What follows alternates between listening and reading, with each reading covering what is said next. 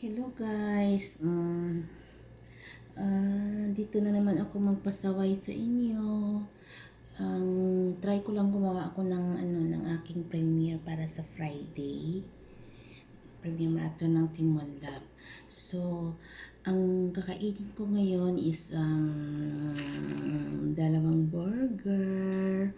Yan, dalawang burger. So, walang tinapay yan. Wala siyang bread burger. Tapos, tsaka yung chili sauce. Super anghang yan. Super anghang. Super anghang. Kasi mahilig ako sa maanghang. Kaya minsan, mainit ang katawan ko. Ganun talaga yan. Mahilig ako kasi sa maanghang. Na ano ako sa amo ko sa Singapore na ang tawag sa kanya is chili queen. Kasi mahilig sa chili. Lalo yung Indonesia na chili, napakasarap talaga. Tapos, ito yung imukbang, ito yung kakainin ko, ano siya, yung salad. Nilagyan ko siya ng Thousand Islands na sauce. And then, meron siyang cucumber, at tomato, at saka ano siya, yung sari-sari, yung halo mix na lang. Tapos yung bell pepper. Ito yung tinatawag na gerger. Gerger yan, gerger. At saka yung lettuce. Ang gerger kasi, parang ano siya, yung mustard pa. Pero ang dito, ang gerger fresh. Yan siya, yan. Pampagana ng kain yan. So, ano ko siya, i-mix ko na siya.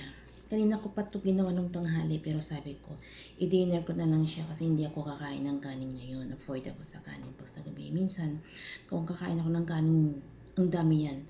Ito yung burger. Burger yan, burger siya, burger. Yan. Chicken burger. Yan siya. Ito lang yung ikakainin ko ngayon. Tapos, himay-himayin ko siya para isawsaw ko siya sa chili sauce. Kasi masarap talaga yung chili sauce, napakaanghang niya, diba? At anyway, merong natuwa lang talaga ako sa mga issue ba ngayon na merong tao na nagpa-friend request sa akin, tapos na may message, tinatanong ako kung ano ba ang nangyayari, ano ba yung issue. Sabi ko, mahabang kwento, sabi ko. Kung gusto nyo na malaman ang puno at dulo, siguro mag-ano na lang kayo. Panood na lang kayo ng premiere ko mula part 1 hanggang part 4, sabi ko. Kasi kung ipaliwanag ko lang, maubos yung oras ko dahil may trabaho ako, sabi ko. Ayun, open ko yung premiere ko. Tapos, pinakinggan nila. So, hindi ko naman kasalanan yun eh. Dahil hindi naman ako daw ang nag-umpisa ng gulo. Sabi ko, ang nag-umpisa ng gulo dyan, si Shasta. Sabi ko, ang una lang yan, yung screenshot.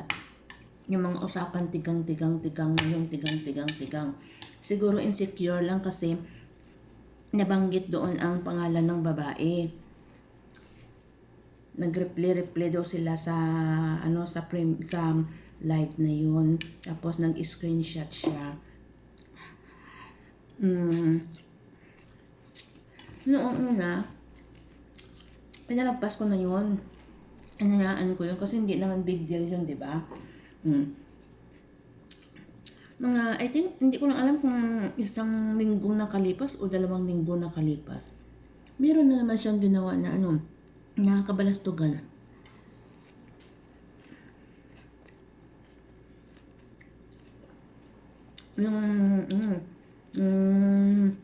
Sinabi niya sa akin na nagugulat lang ako na bakit mayroon mga sinasabi na hindi ko naman siya kausap.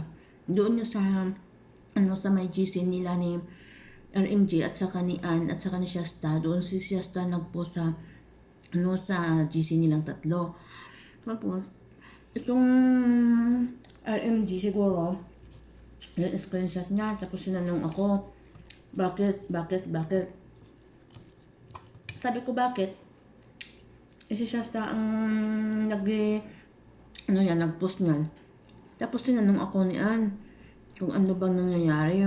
Sabi ko, ano nangyayari? Ayun, ni-screenshot ni Ann, sinabi sa akin, binasa ko.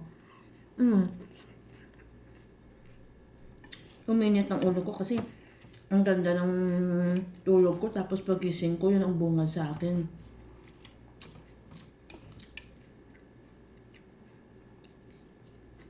Sabi ko nga sa kanila, nagtatanong sa akin, mahirap ng paliwanag. Kasi ang haba. Ayaw ko nang ulit-ulitin yun kasi pag nalaala ko yun, ano na naman, alboroto na naman yung utak ko. Gusto ko talagang sakalin si Shasta.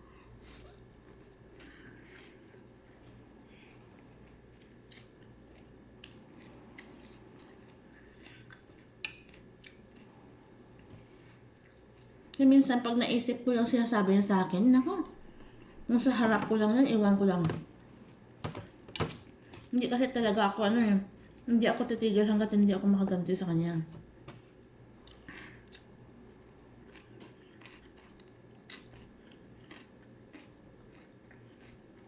Ayun. Ano ko siya? Din-open ko yung mga premiere ko. Tapos, share sa messenger ng mga taong gustong malaman kung ano nangyayari. Sabi ko, bahala na kayo dyan. Ayoko na magpaliwanag. Kasi, naka-disturbo sa trabaho ko. Masarap kumain pala pag nagdadaldal, ganado ako.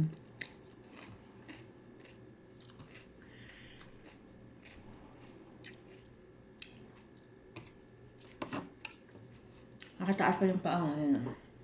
Kataas yung paa ko. Dito kasi ako kumakain sa kwarto ko eh. Ayaw kong kumain doon sa kusina. Ang sarap na.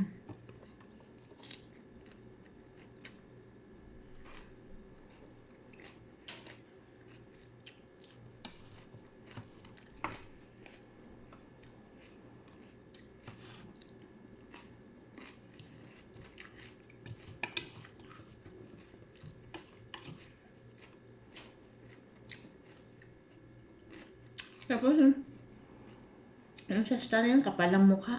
Hindi nahiya. Batugan talaga.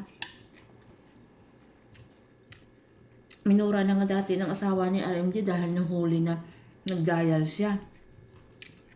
Pinagmumura na nga siya na ang landi mo. Kapal ang mukha mo.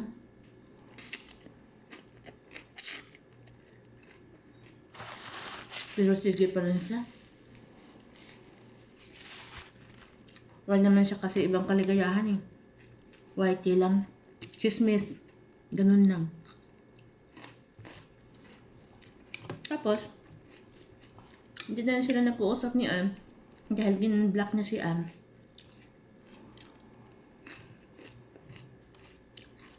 Mabuti lang noon, hindi ako pumayag sa gusto nilang bilhin ng watts hour na yun. Paano na lang kaya kung bumili sila ng watts hour tapos pera ni Shasta, ipinag-away sila ni Ann, ito utang na loob ni Ann. Baka isumbat pa sa kanya. Ay sabi ko kay Ann, wag mong ituloy yan. Mag-live ka nang mag-live. Kasi kung magsamaan ng loob, mag-away kayo, isusumbat yan.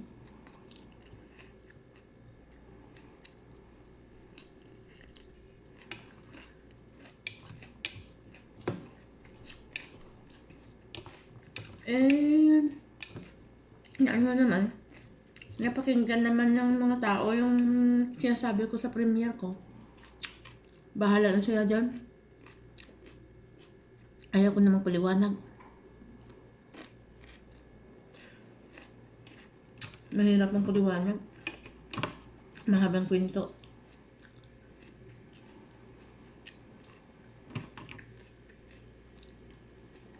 Kain ko na lang.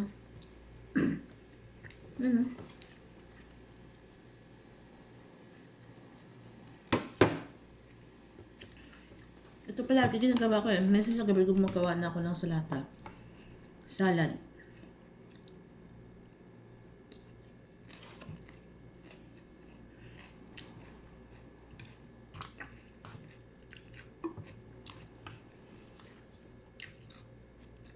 Ako kasi mahirap ako eh. Pag once na inunahan ako at wala akong kasalanan, pag hindi ako makaganti, hindi talaga hindi talaga manahimik yung kaluluwa ko.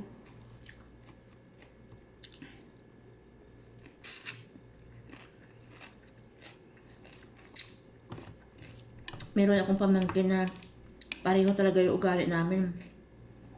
Pag hindi makaganti, hindi talaga makatulog.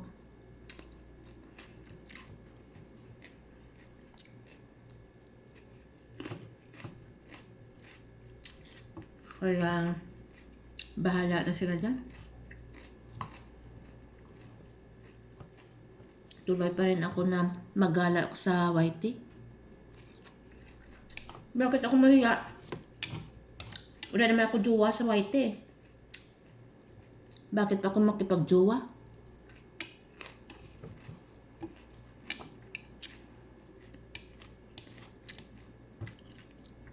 Walang forever sa tao sa YT. At walang forever sa mundo.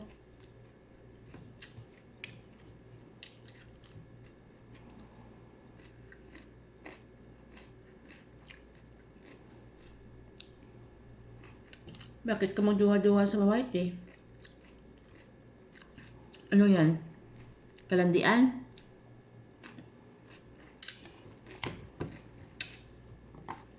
Okay lang kung wala kang pamilya, wala kang anak, single ka, pwede ka magkipag-boyfriend. Pero kung pamilyadong tao ka, may anak ka,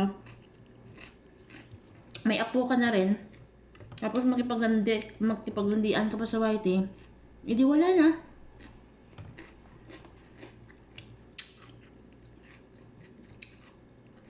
Si lalaki, pamilyado, may apo,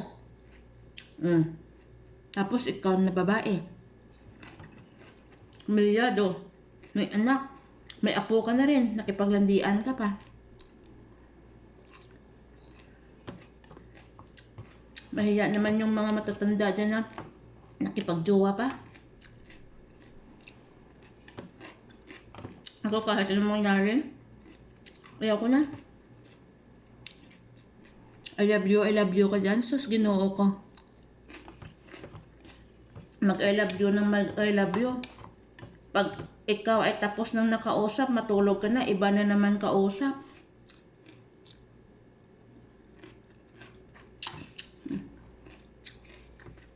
Mas maganda na wala kang jowa. Sa oras ng kain, kain. Sa oras ng tulog, tulog. Walang iniisip. Pagising sa umaga, edi fresh.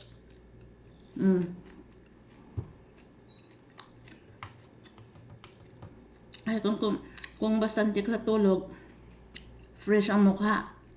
Tapos yung skin mo, hindi dry. Pero kung puyat ka ng puyat, wala na. Malaki na nga yung eye bag. Sakit pa sa ulo.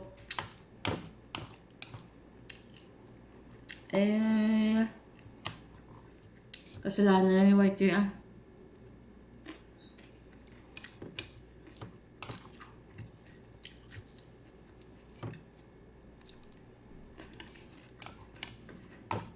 Basta ako pong may time, gala-gala, makinig ng mga kumakanta.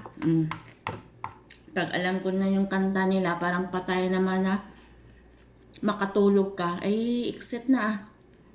Gala ulit. Punta sa ibang LS. Mm.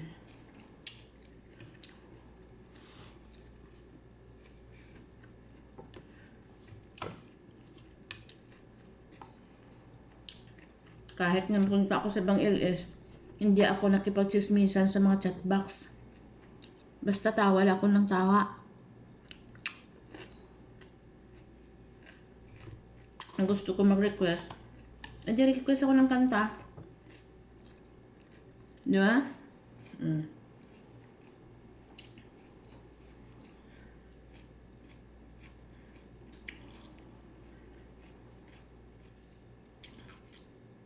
Bago ng buhok ko.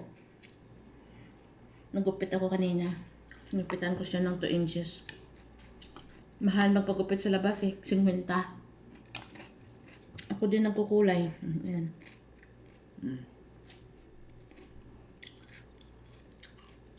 Ayan. Ganito pag ano, bastante sa tulog, bastante sa kain. Fresh ang mukha. Di ba? Hindi siya dry skin. Ito lang naman katapat ko. Mura lang to oh. 5 real. Vaseline lang yan. Hindi na ako gumagamit ng iba. Tapos, matulog sa oras ng tulog.